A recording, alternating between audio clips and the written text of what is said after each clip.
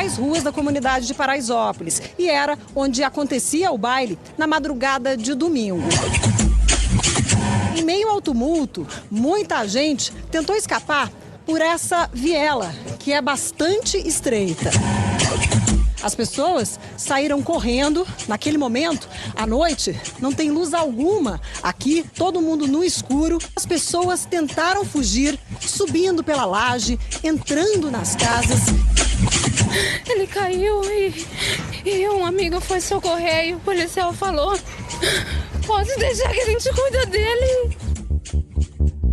Uma ação extremamente questionável da Polícia Militar de São Paulo resultou na morte de 9 jovens que participavam de um baile funk na comunidade de Paraisópolis na madrugada do último domingo. Neste episódio de Desenquadrados, vamos discutir a violência policial, a discriminação e os abusos impostos aos moradores de favelas e comunidades pobres do Brasil. Em Brasília, vamos diretamente a Brasília. Em Brasília, na esplanada dos ministérios. Vamos voltar ao vivo até Brasília. Brasília era considerada uma utopia.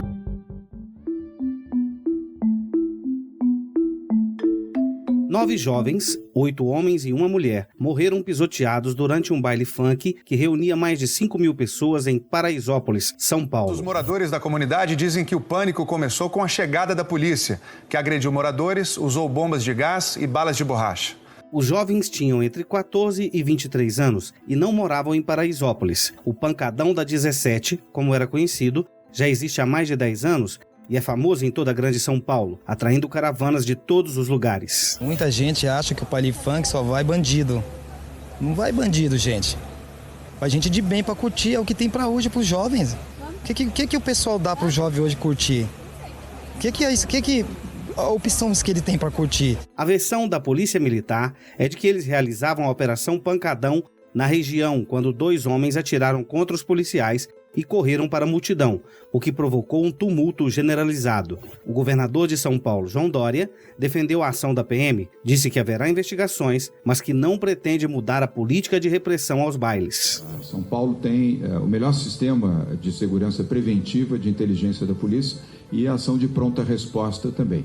Isto não significa que seja infalível. E é por isso que a apuração está sendo feita e foi por isso que determinei, na própria madrugada, quando fui informado do fato, que a apuração fosse rigorosa e plena, inclusive com a participação do Ministério Público, para que haja transparência e absoluta isenção. Mas a política de segurança pública no Estado de São Paulo não vai mudar. O número de pessoas mortas pela polícia no Brasil cresceu 18% no ano passado, com 6.160 casos, 935 a mais que em 2017. No mesmo período, 307 policiais foram assassinados, número menor que o do ano anterior.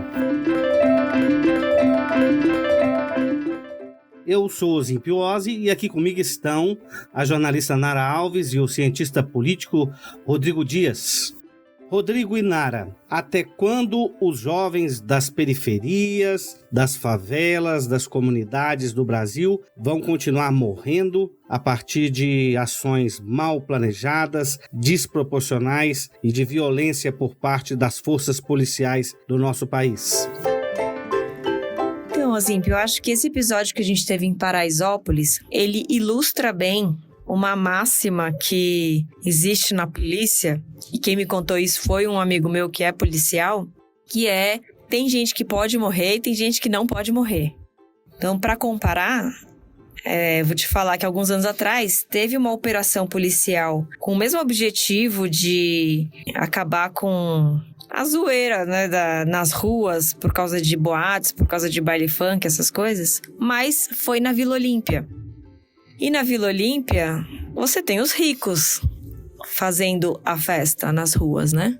E tem uma foto muito emblemática de uma menina, claramente de classe média alta, em cima de uma viatura, rebolando na cara de um oficial. Então, na Vila Olímpia, as pessoas não podem morrer. E os policiais sabem disso.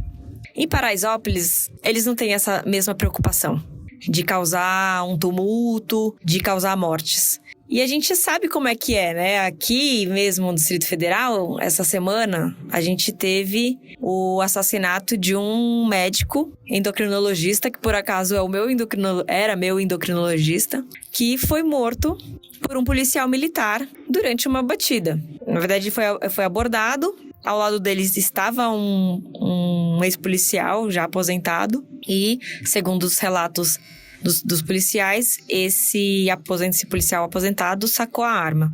E ao sacar a arma, o policial que estava fazendo a abordagem deu um tiro que acertou a cabeça do médico que estava ao lado. E esse médico morreu. Então, esse médico é um cara que não podia morrer. Então, houve uma repercussão muito grande no Distrito Federal, mas a gente sabe que esse tipo de abordagem e essas mortes acontecem rotineiramente nas favelas.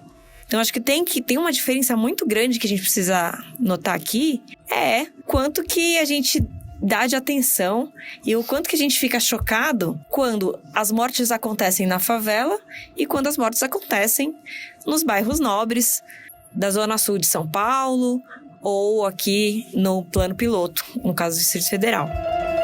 Nara, é perceptível isso no nosso país, né? A gente teve aqui, inclusive recentemente no Senado Federal, a CPI da violência no país, e foi reconhecido pelo Senado Federal a existência de um genocídio da nossa juventude negra, né? A gente vê pelos dados do Atlas da Violência que uma pessoa negra no Brasil, ela tem 3 vezes mais chances de morrer, ser vítima de um homicídio, do que uma pessoa não negra. Assim, a gente teve que quase 80% das vítimas de homicídio no Brasil também foram de pessoas negras. A gente tem, então, assim, uma realidade, um retrato social no país que é um retrato que, na verdade, a principal violência, a violência letal, ela tem endereço, ela tem classe social e ela tem cor, né? E isso, gente, isso é fruto, obviamente, da nossa história de constituição enquanto sociedade, né? Assim, a gente foi o país que mais demorou em período de escravidão. A gente tardou para finalizar a escravidão no nosso país, foram mais de 300 anos de escravidão. A gente teve lá, ainda em 1870, a gente teve a lei do ventre livre, mas ao mesmo tempo a gente teve um fluxo migratório de pessoas negras para os centros urbanos, mas sem a Constituição, como tiveram em alguns outros países, que até muitos liberais usam como modelo, como no próprio Estados Unidos, que você teve um processo de fim da escravidão, mas com a garantia de uma série de políticas sociais, né? Aqui no país a gente não teve nada disso, então essas pessoas elas foram simplesmente colocadas numa situação de vulnerabilidade social extrema, né? Eu vi um dado recente que mostra que o Brasil, uma pessoa pobre no país, para chegar a taxa de mobilidade social dessa pessoa, dessa família, né, desse grupo familiar, ele pode ser de até 9 gerações para chegar a uma renda média no país. É uma das maiores dificuldades de mobilidade social no mundo que o Brasil tem hoje. Então, significa que uma família que nasce pobre, ela pode demorar até 120 anos para chegar num salário médio brasileiro. E o que a gente percebe também, o governo vem mostrando que, por exemplo, os índices de homicídio no país, eles reduziram no último período, mas o que não mostra é que, na verdade, a taxa de letalidade policial aumentou em 20% no Brasil. Então, na verdade, a gente tem um índice de homicídio considerado de redução, mas a gente tem um Estado cada vez mais cometendo violências letais, né? Então, e essa violência letal do Estado, ela não entra como índice de homicídio, né? Então, é muito louco isso, né? É muito louco perceber que mesmo dentro desse contexto todo, a gente tem um governo que está insistindo em ampliar a questão do excludente de ilicitude, por exemplo. Então, a gente está provocando cada vez mais um Estado que já é extremamente violento para agir de forma cada vez mais violenta e discriminadora, assim. É de fato alarmante tudo isso que a gente está vivendo. Eu acordei hoje lembrando de uma música, e quando eu fui ver, essa música já faz mais de 20 anos, né? Que é o rap do Silva, que ele fala exatamente isso, né? Então ele retrata exatamente a história de um desses Silvas que provavelmente estava presente nesse baile funk que aconteceu essa fatalidade. Então esse rap tem mais de 20 anos, mas a realidade brasileira ela continua a mesma. Olha, eu vou fazer aqui uma análise dessa situação de Paraisópolis a partir da minha experiência como empresário e organizador de eventos, pequenos, médios e grandes eventos, nas mais diversas situações e em diferentes locais, cidades do nosso país. Quando você vai fazer organizar um grande evento, uma das primeiras etapas para a liberação de alvará, você tem que apresentar um projeto para a prefeitura, para a administração daquela região, e lá consta os laudos de corpo de bombeiros, e nos laudos de corpo de bombeiros eles vão te exigir justamente o que faltou lá nesse evento. Uma rota de fuga, sinalização, saídas de emergência e mais uma série de obrigações que você tem que cumprir para poder conseguir um alvará, uma licença legal para realizar um evento. Aquele evento lá tinha esse tipo de licença? Com certeza não. E daí vem a grande questão. Como esse baile, esse pancadão funcionava há mais de 10 anos naquele local? Ou seja, não era uma novidade. Isso era já uma tradição ali funcionando dessa maneira. E aí já está a primeira omissão do Estado. A segunda omissão, e que coloca como desastrosa a ação da Polícia de São Paulo nesse caso, é que em se conhecendo já aquela região, em se conhecendo há mais de 10 anos aquele evento, que ele era feito sem nenhuma estrutura, sem nenhuma dessas precauções, em local de vielas estreitas, com grande número de pessoas, mais de 5.000 pessoas, e sabendo que um tumulto ali poderia terminar em situações desastrosas, de muitos feridos e de morte, como a polícia pôde levar adiante uma perseguição ou aceitar qualquer tipo de provocação que pudesse gerar esse tumulto. Então, é claro que eu não sou jurista, mas o que me parece aí que quando isso chegar na esfera de julgamento por parte da justiça, vai ficar aí demonstrado mais do que um simples despreparo por parte desses policiais, que isso está muito claro, até um homicídio culposo, ou seja, onde eles assumiram a possibilidade de causar mortes e ferimentos naquele local. E essa fala do governador João Dória diante de uma tragédia como essa é uma fala lamentável, que claramente vai continuar incitando a violência por parte de forças policiais, até endossando este tipo de atitude. E penso que o mínimo que o governador João Dória poderia fazer e deveria fazer imediatamente nesse caso era suspender essa famigerada Operação Pancadão, e até que se apure e se revejam essas práticas na abordagem para esse tipo de evento, que com certeza vai continuar acontecendo em São Paulo, como em todo o Brasil. Ozímpio, o deputado federal Alexandre Padilha, que é do PT, se posicionou sobre isso também e enviou um áudio. Vamos ouvir. Poucos quilômetros separam o Palácio do Governo do Estado, onde fica a Dória, PSDB há mais de 2 décadas, do Paraisópolis, que é a segunda maior favela da cidade de São Paulo, 100 mil habitantes, 30% deles jovens. Paraisópolis foi o cenário de uma ação criminosa, inconsequente, de agentes da Polícia Militar do Estado de São Paulo, que levou à morte criminosa de vários jovens. Não foi um evento inesperado, não foi um ponto fora da curva. A ação criminosa e inconsequente em cima da juventude de Paraisópolis é uma ação que tem a ver com a doutrina estabelecida na Polícia Militar de São Paulo, que diz publicamente que a abordagem a um jovem que vive nos jardins, a classe média alta e classe alta de São Paulo, tem que ser diferente do jovem que vive na periferia ou numa grande favela como é Paraisópolis. Vive no dia a dia a desigualdade que ainda persiste na nossa cidade de São Paulo, onde uma pessoa que nasce no extremo leste da cidade de Tiradentes vive em média 23 anos a menos do que uma pessoa que nasce num bairro de classe média alta como Moema. Essa truculência da polícia, e em especial, eu diria, a polícia de São Paulo, a polícia militar do estado de São Paulo, ela afeta, lógico, a comunidade pobre, a comunidade negra especialmente, e agora você falando, eu me lembrei da Cracolândia, da forma como o Estado também aborda esse problema, que é um problema social gravíssimo, da formação de várias Cracolândias, né, que existem em São Paulo.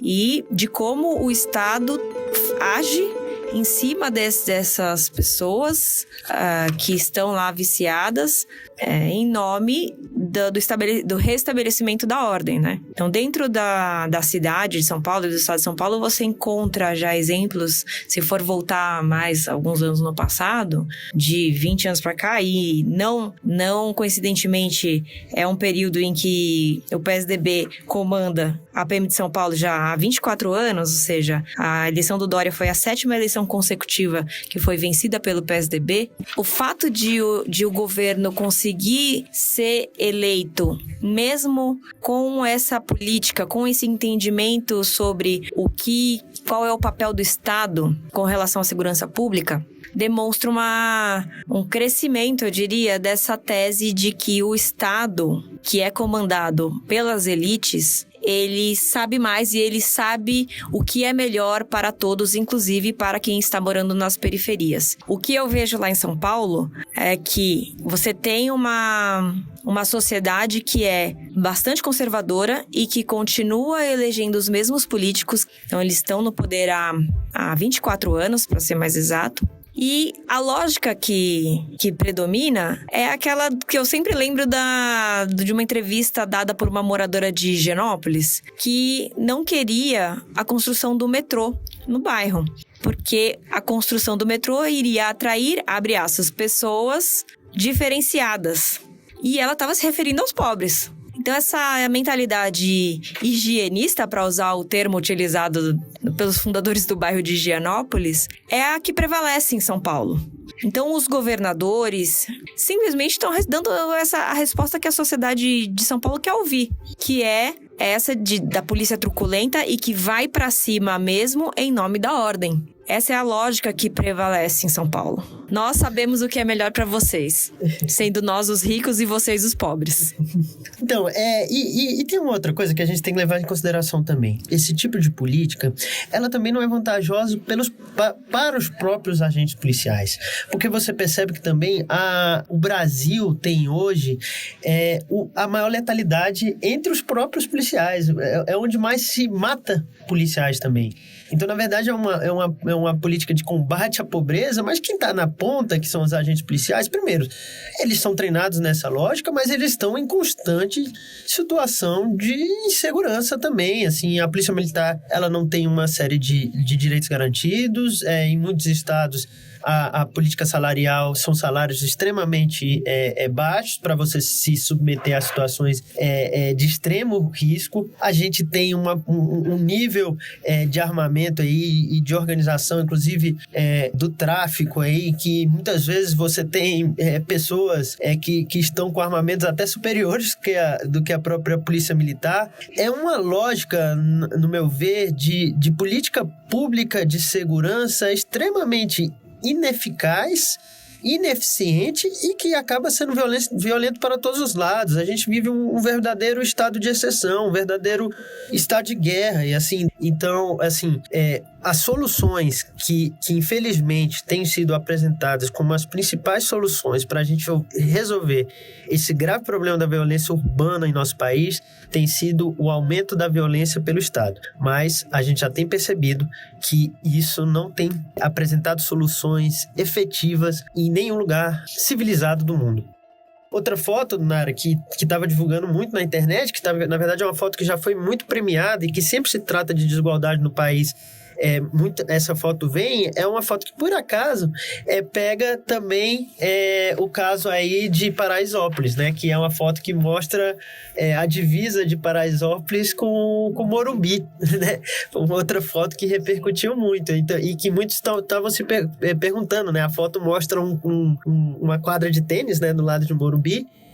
Será que se esse baile funk tivesse acontecido ali do lado, em Morumbi, depois daquele muro, que não é um muro invisível, é um muro real, será que o resultado seria o mesmo? Que a ação da polícia seria a mesma?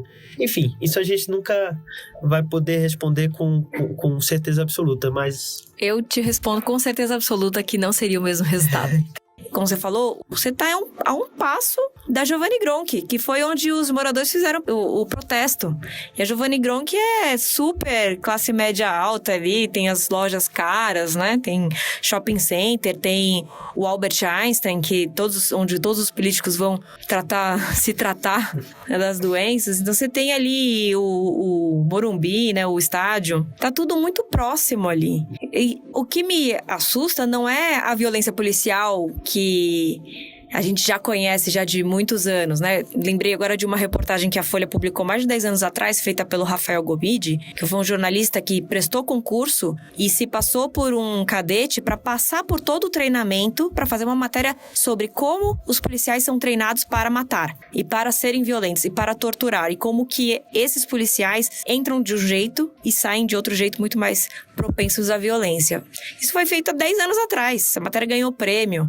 Então, isso já existe há muito tempo no Brasil. O que eu acho que me assusta é a forma como a sociedade responde a isso. Porque agora a gente está revivendo um momento que é TFP, Tradição, Família e Propriedade, que foi um movimento da década de 60 e que hoje está voltando para o país. Numa onda que não é só do Brasil. Isso aconteceu nos Estados Unidos, teve o Tea Party lá, da Sarah Palin, que também foi um movimento super conservador.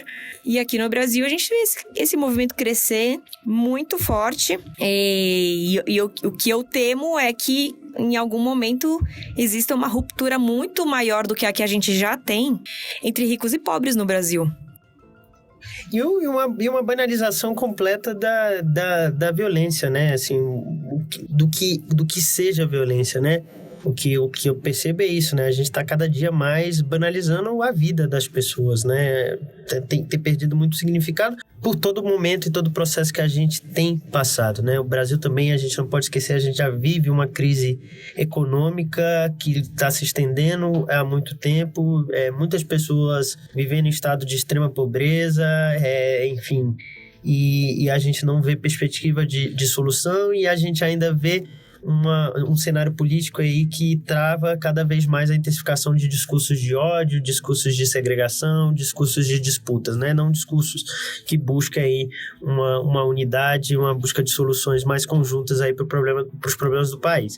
Mas fico por aqui, mais uma vez um prazer muito grande estar participando dessa discussão. Acho que é uma discussão importante para o país e espero aí que a gente consiga estancar essa ferida aberta e que esse rap do Silva que eu citei mais na frente, daqui a 20 anos, não faça tão mais sentido como me fez agora, nesse caso de Paraisópolis. Convido vocês a participar do debate através do nosso Instagram, desenquadrados.ok, e continuem nos seguindo, criticando, que a gente está aqui para isso. Até a próxima semana, gente.